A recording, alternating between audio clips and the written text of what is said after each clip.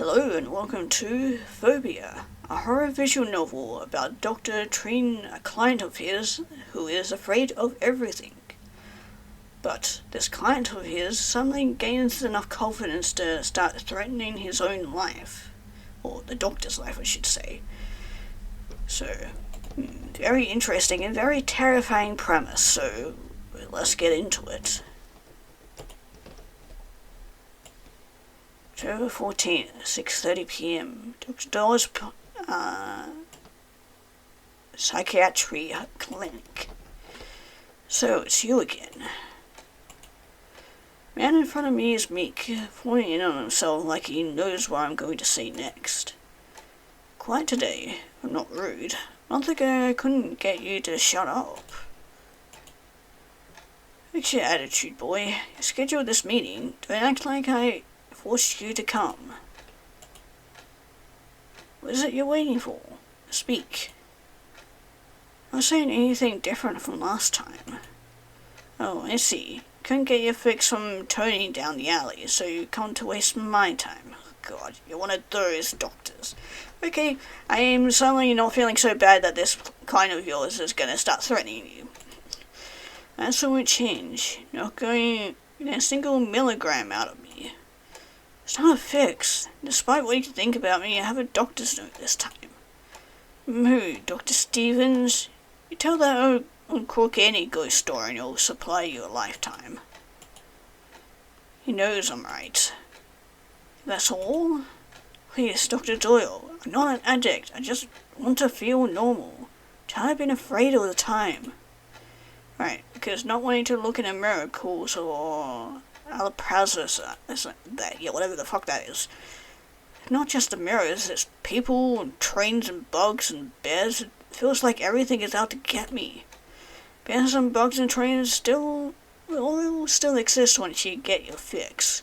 Problem is you focus on what you shouldn't.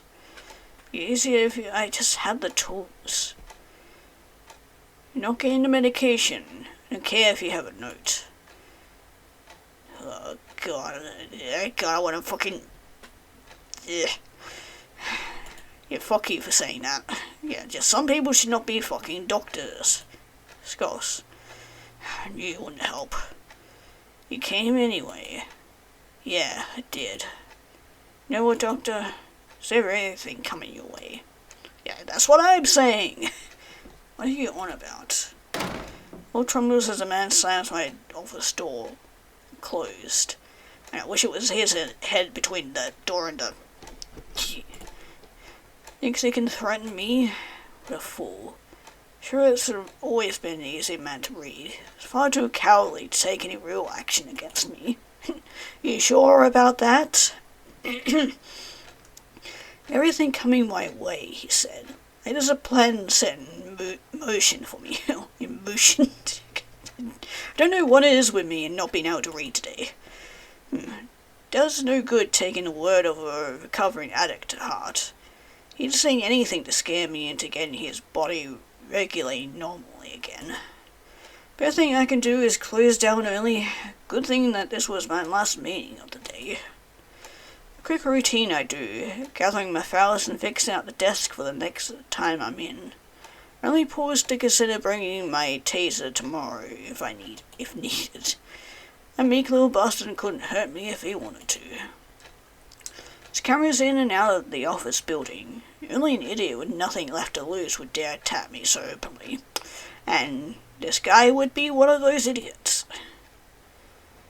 I humped through contempt, shutting the door to the office and taking careful glances at my surroundings. It's a safe enough a neighborhood. There's police not too far from the office. They're only a phone call away. Certainly if anything were to happen, the situation would be handled accordingly. At least that's what I tell myself as I speed walk down the quickest route home. Make it back to the house in record time, chilling my spine from the late October air. Breath of relief escapes me. I'm safe here at least, or so you think. Not like I had anything to be worried about regardless. After work routine is simple. Get home, stare at the wall, and hope my dreams don't end in death, as they so often do. Today's after-work routine is a bit thrown off, partially by my speeding journey home, partially from my own mental distraction. It's aggravating to admit, but Shooter's throat got further under my skin than I expected. The only thing that brings rest to my muscles is what I place my old taser on the nightstand, pre-preparation for tomorrow morning. That's what it comes to. But it won't. This is just a precaution. With a grunt, I grab a little bottle of medication from my desk. It usually helps me with my nightmares. Knock me out deep enough that no boogeyman or a sleep demon or any other sort of spirit can haunt my dreams. I scoff to myself. Really shouldn't be worried about Shurat's threat. Nothing he could do would be as bad as what happens to me in my mind.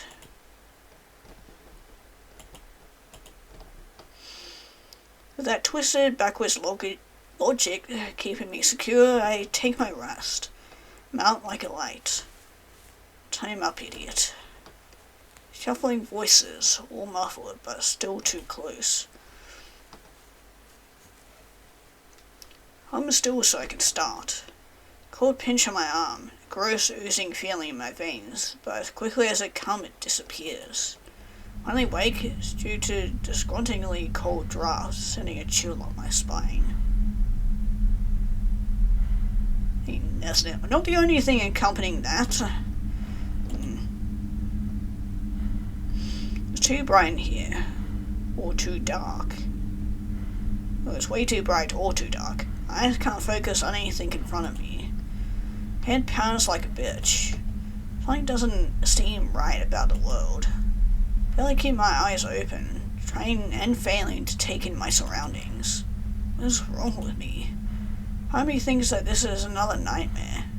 Maybe the pills stopped working again and I need a higher dose. The awful too familiar ache in my knee begs to differ. Not a great expense of effort on my end, I blink my eyes open. I'm in a chair.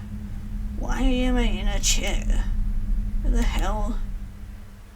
Question gets caught in my throat, words jumbling at the tip of my tongue, and the world goes quiet. Was it quiet before? I can't recall. I can barely use proper sentences. Try to raise my head, but my gravity multiplies every second I'm awake. Where am I? Thunder whispers blow up around me, taunting me my vulnerable position. Answer me. See no acknowledgement, see the sound of a click and a swift release into darkness. What are you doing? It wasn't the time to zone out. Head stopped pounding. Finally, and as my vision is restored, a bloody, visceral stain reveals itself to me in a dark room. What the hell? Wheezing, unconscious man with his chest grossly exposed lays in the middle of the room. We're losing him. He's bleeding out. I'll get another pair of retractors, please.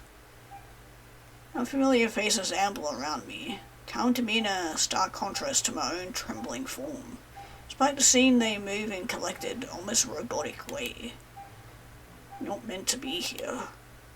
Go, get your head in the game. We don't have much time. Head whips the voice of whoever it was that said my name, but in the darkness I can't make out a face. What the hell's going on? I was in a chair before this. That headache. That meek bastard gave me that ominous omen. He has something to do with this. I'll kill him. Who are these people? My sharp presses into my back, stopping me in the middle of my silent escape. Where do you think you're going? You have a job to do. Fresh scalpel was thrown into my hand before I'm shoved, with inhuman strength, right next to my treatment table. Gressa steps to my side, watching me with dead eyes. Very alien-looking eyes, too. Whatever the fuck that is, Doyle. Your job is to remove the roots. Points down at the disgusting mess of a man that's been so carefully avoiding what I'd been so carefully avoiding looking at. Oh, what the fuck? Deep brown roots throb in the patient's abdomen, rather than following the steady heartbeat of an unseen heart monitor. Patient is still breathing, despite the growth of his organs. Is this even possible? Please hold the scalpel firmly and place the incisions on the plate properly. Don't want to risk contamination. Hurry now, you'll be bleeding to death shortly. Ah, shit. Fine. Oh, my hand shakily makes its way to the scene. Oh.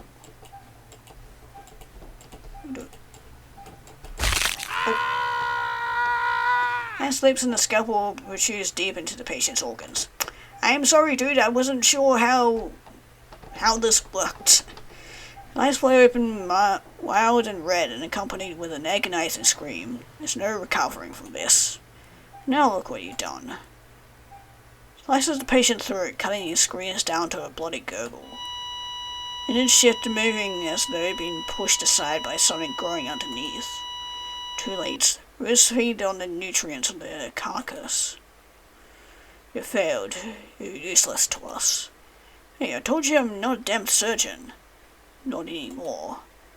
What audacity she has to point a scalpel at me. Get the hell out of my face. Does the opposite, closing in on me as the others watch with blank stares. I said get the fuck away from me. Don't know what happens first. Vision blotting out or the woman's weapon making a clean slice through my esophagus. Either way, I'm dead. No way, I can't believe it worked. Oh hi. Cold, unwelcome hand grasps my shoulder. Barely notice it. I'm sputtering, gasping for air while trying to cough out the blood that entered my lungs. Wrist bruised as I snap my arms against the rope, trying to grasp my throat. Shivered, vaguely familiar blonde cackle is much too close to my face. Look at him splutter. I'm all confused. His pupils are so small. What? With my confusion, I gasp again. Surprisingly easy to breathe. It's a fun look, honestly. Kind to believe our plan working out just right. Why does he look shaken up? Who are these people? Where's the woman who cut me? How am I alive? Hasn't pissed his pants just yet, sweetheart. Hits me. Back in the chair. Don't know how, but I'm back in the chair. My throat remains uncut. A single drop of spilled blood on my clothes. What the hell? I was continuing their pointless argument about me, during my state of confusion. Don't call me sweetheart. Sure, sugar. Cyrus, you better start treating me with some goddamn respect before I put you in that chair instead. Head snaps up. Cyrus, I know that name. Even after all these years, it still puts a bit of tang in my tongue. Oh, look what you've gone and done. Look at that glare. He recognizes me now. Been glaring at you this whole time. There's something behind it now, I bet. Let's see what he says. You don't take that off. Or it's just enough of the duct tape from my lips for me to sneer. Cat's out of the bag now, Cyrus. Why would you let him speak, you idiot? I always knew you'd go down this sort of path. Well, there must be rolling in a grave, with that inheritance wasted on gambling and rehab. The fury and crinkle in his eyes is finally removed, placed with a dim shadow. Issue now slaps the duct tape back on my mouth with more force than necessary. Always. Absolutely more than necessary. Alright, that's enough out of you. I don't know what you expected. Whatever, let's see him talk like that when we're done with him. Alright, I guess he's ready. Let's keep him coming. Alibi. Despite the tape on my lips, I cursed them. shouting with all my lungs. The tape forcing my lips closed fades away, leaving only cussing in this week. Filthy rotten souls will burn in hell.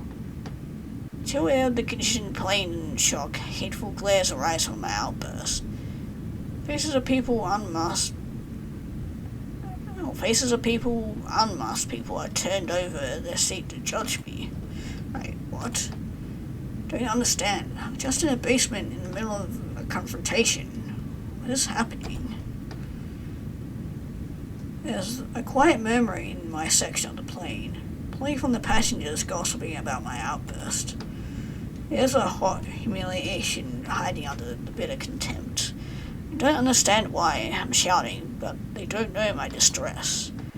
Grasp my seatbelt, hoping to find a service member to speak about my situation. What the hell? Why wouldn't it come off? My attendant walks past me. Hey, ma'am. Keeps walking, not even acknowledging my summon. Excuse me, my seatbelt's stuck. Not even a glance. Nerve of this woman, nerve of everyone in this plane. I click the call button above me. Try and ignore that, wench. God, you must be very pleasant at parties. I am seething. What is up with the service in this plane? Fine then, if I'm stuck here, I'll at least make myself useful. Maybe I can figure out where I am from the window seat. Blue skies merge with blue ocean. The only feature to differentiate up and being down with the cumulus clouds that stretch across the horizon. Just by luck. Blessed with a beautiful view that only serves to hinder me. Why would I be flying overseas? Don't have the money for that. Nothing makes sense. Since I'm stuck in the seat for the time being, all I can do is stare out into the sea. Wait, is that... How long is this flight supposed to... I freeze.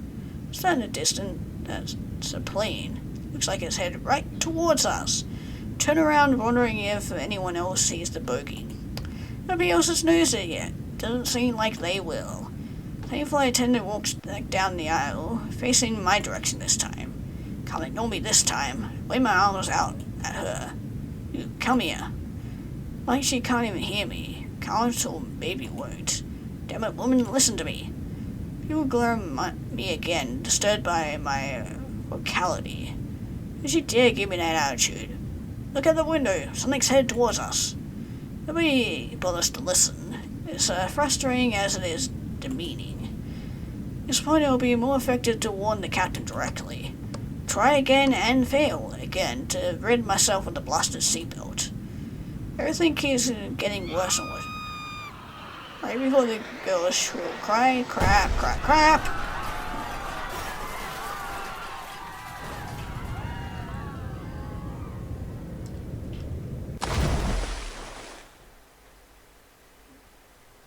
Muffled screams and muffled thuds fade in and out around me. Body aches and more than aches, it burns, even despite the freezing waters I plunged in. Wonder how I'm not dead yet. Sinking faster and faster as the light of the surface eludes me. First instinct is to flail my limbs, but all movement is in vain from the weight of my seat dragging me down through the seatbelt. Panic swirls my thoughts together. Belt won't unfasten. No matter what I do, there's no calling for help. Say your life flashes before your eyes when you're about to die. All I see is my fate below.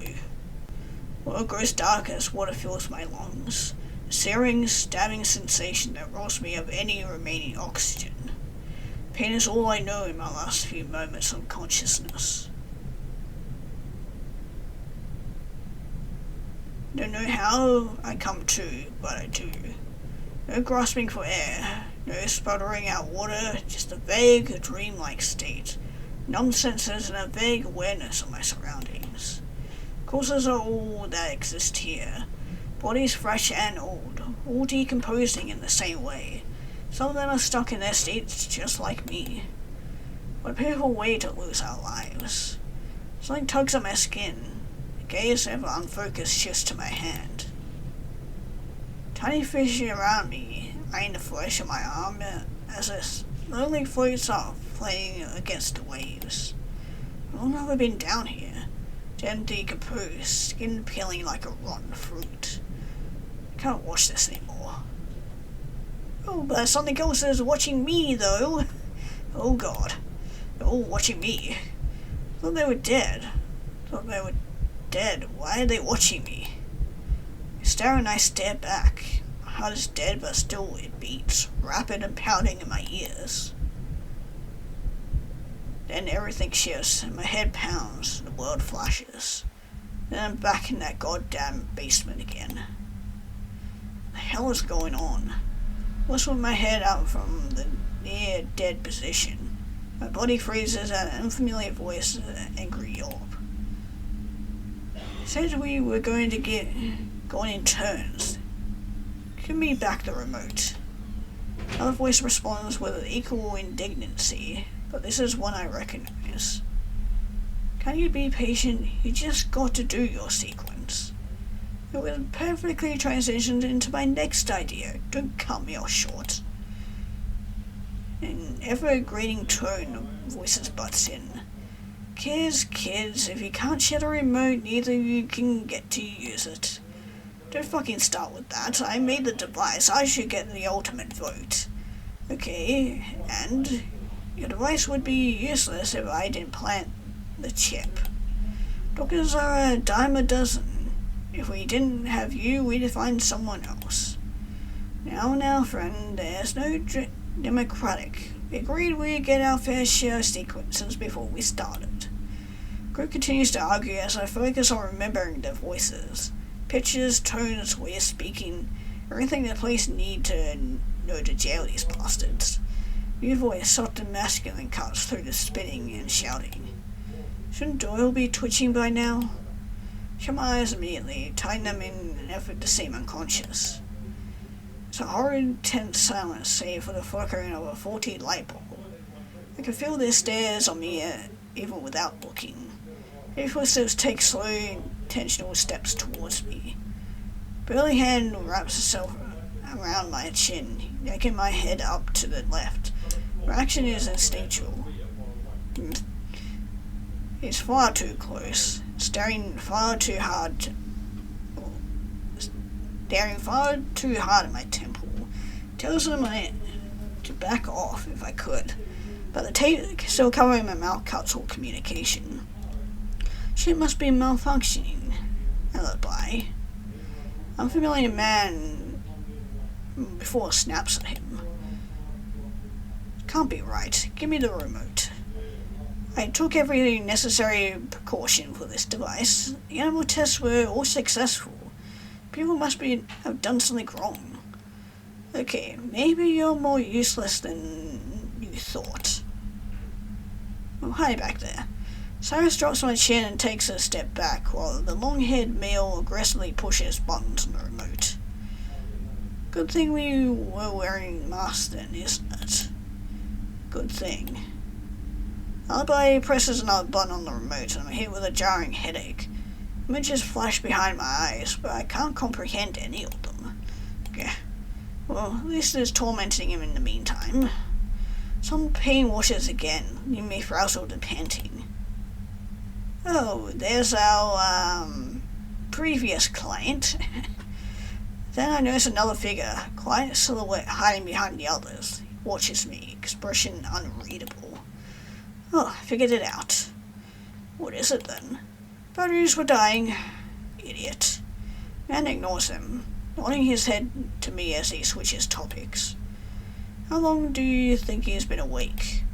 The real question is how much he heard. White man speaks, taking an almost hesitant step forward. Doesn't matter anyway, right? Outcome will still be the same. Oh, the gent has a voice now. Opinions to boot. Well, the plan's changed now that Doyle's awake. I have things to say that I won't have the chance to say later. We all have things to say to Dr. Doyle. There isn't much time, thanks to Cyrus. It's hardly my fault. Foreclosure wasn't supposed to happen for another 3 weeks. We have some time to kill, though. I need to get some new batteries. Say whatever you need to, I'll be right back. He leaves the room. Man steps forward to right in front of me. At first the man just glowers, his fist ball, trembling with intensity. Only when he takes a breath to calm himself that he speaks. You've heard a lot of people denying medication, gaslighting us into thinking we're dramatic about our suffering, using the personal information in our files to mock us. Doesn't feel like you even... How does someone like you even do it? Usually, he's been doing it for years. Right, Blondie. He's done it long enough to piss off all the right people. Long enough for someone like me to put an end to it. Man stares at the wall uncomfortably while the woman titters. He's been doing this long enough for me to finish medical school and successfully dig into his brain. My stomach sinks. What did they do to me? I keep my breath steady, but she sees something in my expression and smirks. Oh, does this freak you out? I've been poking around in that thick skull of yours? Guess what else? I put something in there. Something terrible. Cyrus sighs, irritated. Really like disclosing classified information, don't you? What happened to keeping him ignorant? Alibi isn't back yet, and I feel like bragging. What if he figures out who you are? Remote carrier comes back into the room, hearing the last bit of the conversation and snorting. Does it even matter at this point? Cyrus nods in his head. Alibai's right. Tell him what you want. He's not coming out of this alive. Doesn't seem to make the man any more confident. If anything, he looks sick. Go on, tell him what you're gonna do to him. Think about all those shitty things he said to you. Think about all the things he demanded or demeaned that you decided to write mind sequences for. And takes a breath. Okay, yeah, you're right. Turns his attention back to me. Doyle, you never took us, the things we told you seriously, so decided to make you see it in a different light. Everything you've been through and everything you will be through is everything you told us to change our mindset about. Seeds and the drowning and the plane crash, everything you never understood. And when you see the train, don't hear the rest of his sentence. Okay, let me try that again. Don't hear the rest of his sentence, too distracted by sudden realization. Now I recognize the man as he splits his self-pity nonsense in my face. Are you even listening to me? Oh, of course it was him. So glaringly clear now. How did I not connect the dots sooner? Not sure. Can't control the trembling in my shoulders as I silently chuckle. Portion of the power has shifted back to me. Doesn't even realize it. Slimy little bastard thought he could torture me before kicking my bucket. Because of everything he's revealed, I'm more than prepared to handle whatever they throw my way. I don't get the satisfaction of seeing me tremble. He and the others simply watch in stunned silence as I nearly cackle, even with the restrictions over my vocals. And he said we were crazy. My laughter subsides is replaced with a nasty, withering glare directed at one man, and one man only. The other cretins nearly fade away in my vision tunnels, only on Horshrat's terrified eyes. Knows what I'm thinking, knows he's made a mistake. What we can do now is send me away. Send it back, please. Gladly. With a click, my vision goes dark once more. I know what's happening now. They can't fool me this time. Slight breeze tells me I'm in another one of their sequences. She wanted them to tell me how it worked. Now this is real. Like every nightmare, just more painful. It's all in my head, and I simply need to pretend it's not real. Simply need to keep my eyes closed. Sure about that? What is that? Oh, yeah. Maybe you should keep those eyes closed, buddy. Open my eyes. Click is transported somewhere I shouldn't be. quite of unfamiliar humanoid figures watch me, surrounded me in some sort of cultish circle. They groan something sorrowful, eyes hollow, their sockets are deep pits, glowing flickers and the bare resemblance of pupils. Close in on me, bony arms reaching out. No way out of this. Takes everything in me not to scream or shout or curl up into a defensive ball.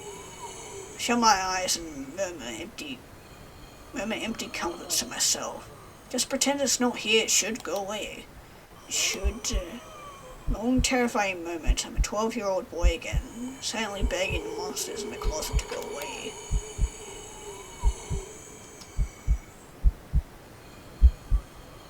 Groans and murmurs fade away, back in that mental limbo. I'm balled my fist, letting out a shaky breath I didn't know I was holding. Vindication overtakes my anxiety. It can't get to me. What I need to do is keep my eyes closed. To keep my eyes closed no matter what. Oh, hold C to close my eyes? It can't get to me. It whizzes back, circles me, slowly predatory. Getting close. Too close. Won't fall for it. Not afraid. Do I open my eyes? No, I'm safer like this. Oh, I don't like that. It gets so close. Whatever's making those sounds must be it. It won't want to go away. Eyes are shut. I'm doing what I'm supposed to do. Can't control my shaking body, damn it. Knees may buckle at any moment. It's all in my head. It's all in my head. It's all in my head. It's all... Okay. Gone. It's gone. It's gone. It's pathetic, but I should cry. Almost do. I can get past... hi. I'm still closing my eyes, but I'll be able to escape once I get back in the basement. Maybe I can... What is that? Dear heaven. No, no, please. Okay, well, blare of my alarm cuts through any and all sounds. Eyes rip open, walking by the view of a familiar popcorn pink ceiling. Phantom image of the beast still lingers in my vision. I'm walking, whatever that word is. My heart practically pounds out my chest, slamming against my ribcage as though it were trying to run. A few minutes pass by as I try to calm myself, convince myself I'm free. Kicked my blanket off the bed entirely, feeling suffocated by its weight. It's warm in the room, as it always is, warm and melancholic.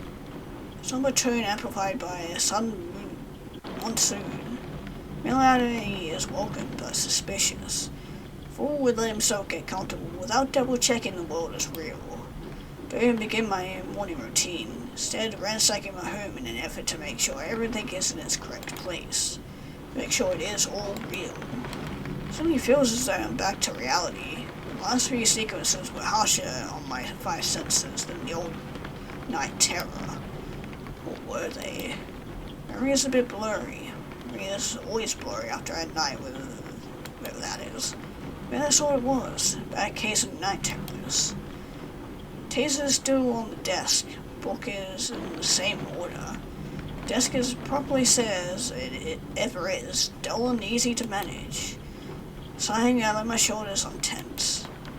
I'm home, not stuck in a dingy basement, or a hospital room, or a cave but home. Good, because I have work to do. Take the time, 6:40 in the morning. A bit later than I usually wake up, but it will do. Crackle outside reminds me of the storm.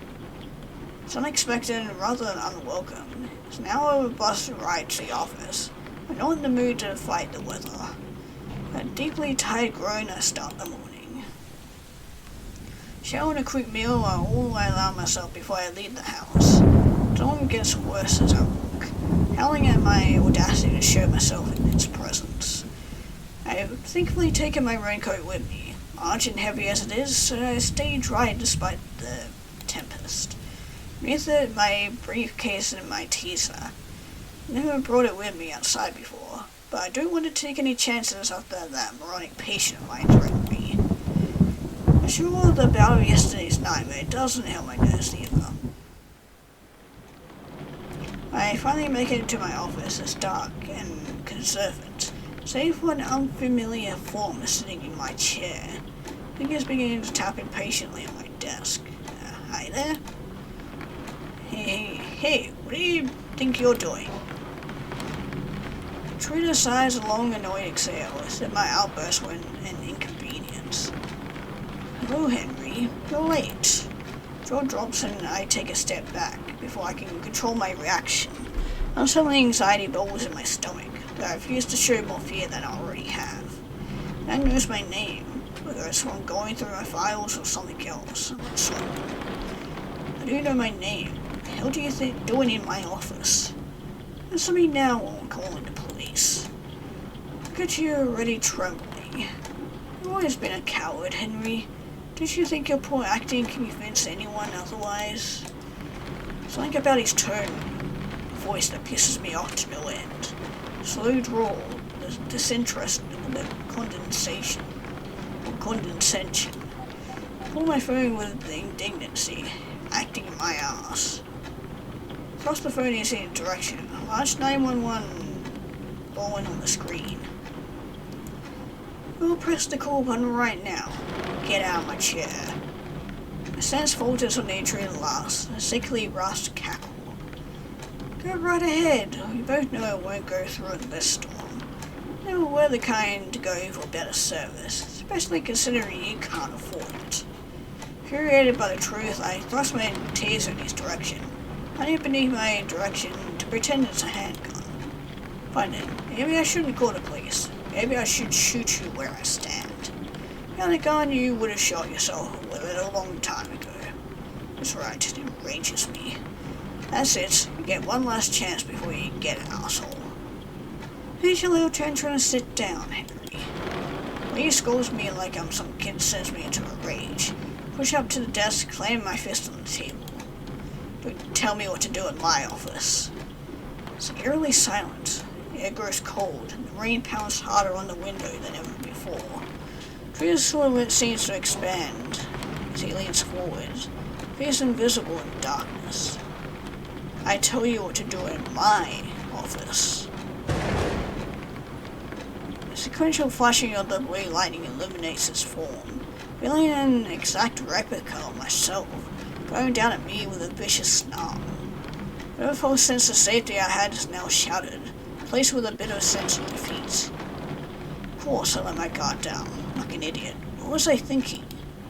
Seems to take my son's stunned silence well, leaning back with a purr in his voice. Do you really think you were free? It was all a bad dream, just another night terror. Do you think popping more of those little pills would help? How strong are the ones you have right now? Suddenly as he continues to berate me. 40 milligrams, perhaps 50? Maybe you should take 100, maybe 200. Going to hell would be easy for you since you visit every night. I suggest you stay there. I also just realized that a little text, name text thing is Doyle backwards. The smell of gasoline suddenly hits me, stronger and bitter and squeezing my lungs into an uncomfortable shape. Silence is now involuntary, first coming out in little wheezes. Your time is almost up, Henry. Enjoy it while it lasts. Fades away along with the rest of my office, drank away for the same dingy basement I truly never escaped. When the office disappeared, the smell remains of gaseous fumes taking hold of my lungs, bringing an unholy sense of nausea. It reeks of petroleum, fumes seeming to come straight from the walls. With a drop of my gut, I realize it's because they are. The whole room is upperly doused with gasoline. Try to breathe despite the stench. So much of my focus is put into finding a bearable, shallow way to inhale that I don't even notice the man standing above me, eyes dim. Waits as I gather my bearings. When I finally notice him, I don't hesitate to ask about something petty. What are you looking at? Impression doesn't change as he stands there, watching me intently. There's something different about the man. His posture is more confident, more stable. Exudes a certain power over me that pokes at my pride in just the wrong way. Right from before his tightest grasp. You're planning to burn you, Doyle. You and the house. Somehow that doesn't surprise me. Scuff turns into a gag as I try to hold on in what little there is in my stomach. Don't try to separate yourself from them. You plan to burn me. Ducks his head. Guilty motion. He knows I'm right. Open my mouth to taunt him further. All that comes out is sad wheeze. Then this disgusting look grows on the man's face. Pitying, sympathetic look. Like a broken animal that needs saving. Didn't know you had the balls for anything more than stepping out of the house. I was a relief to watch his brows furrow, his eyes narrowing as he holds back an indignant retort. It's a better sight than his last expression. Vicious snarl doesn't last long.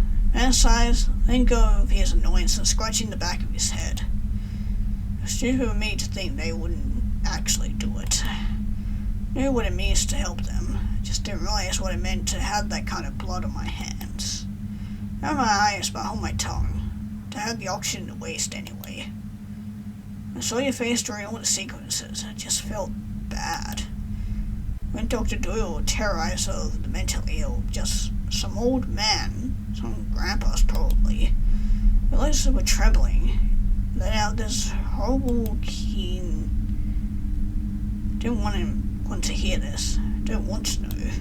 Teeth grind behind my lips. Every adjective he spits further emasculates me. Then he stops his little rant, turning to look at me straight in the eyes. Want to know how it felt. Frozen for a second, sure what even to respond. Want to know how it felt to you. Going through my experience, being ridiculed. At first I'm confused, then I realized what he means. Then I'm filled with rage. So it was his idea to throw me into full sense of security, twist my character into some harrowing sadistic bastard, take my office and remove me of my power. I am filled with rage, but not all of it is because of what he did. Some of it, a little prick of it, sewing in the back of my chest, is a guilty sort of fury. I was hell to talk to. Some of what I told myself in that very office was now a character, broken down to solitude in a very similar manner. That's really what being around me is like.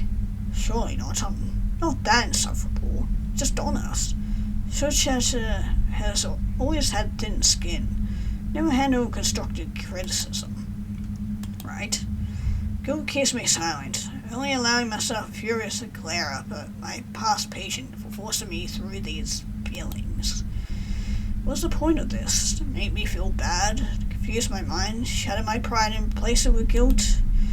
Just kill me and be done with it, damn it. All that makes me more disgusting than realizing I now sympathize with, if not relate to the same man I belittled just a day before. Seems to search for something in my gaze, looking at me with those tired eyes again. Can't hold my eye contact for long. I turn my head to the side, ever chastened. Now seems to find whatever he was looking for through my calculation. I really hope you're not evil, Doyle. I just wanted you to feel what they felt, to suffer with them. I just want you to understand.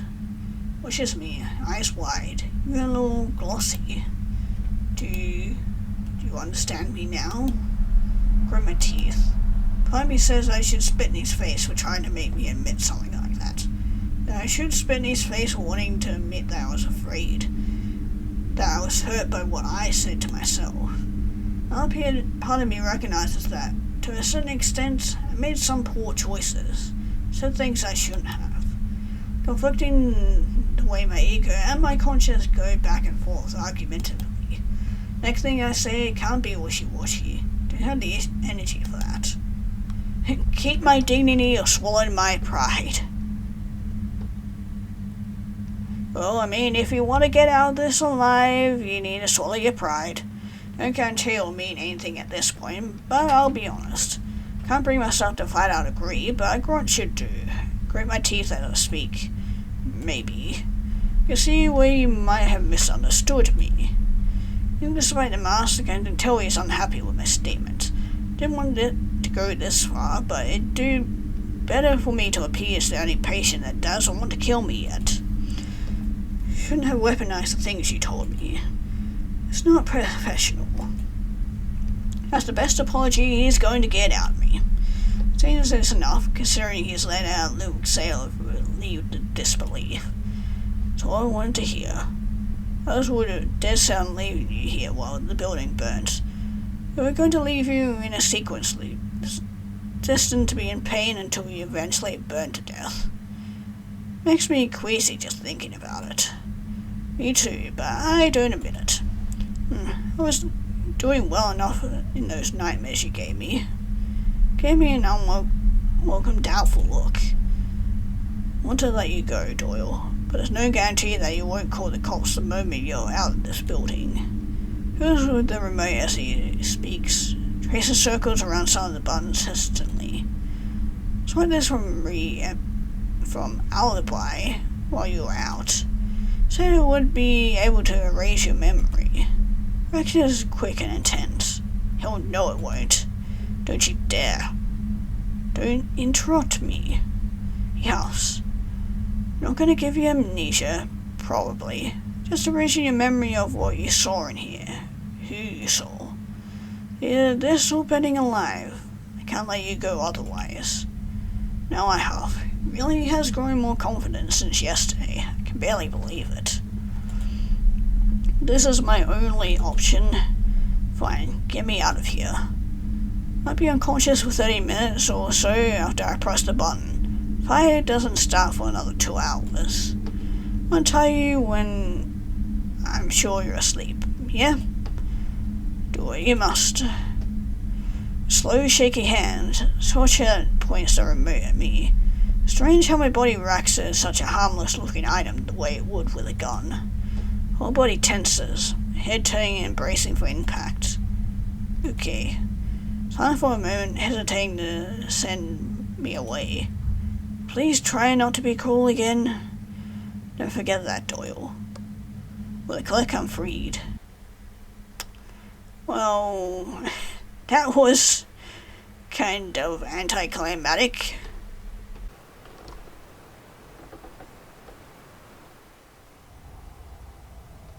Oh, yeah, I wanted to see what would happen if I don't keep my eyes closed. Keep my eyes closed, I said. Full in, no control of my own autonomy. Automati. Yeah, that word. Flinching my eyes open at a mere fear of being caught. All is in an awkward position. The sky to the right and the ground to the left. I realize I'm laid on the floor.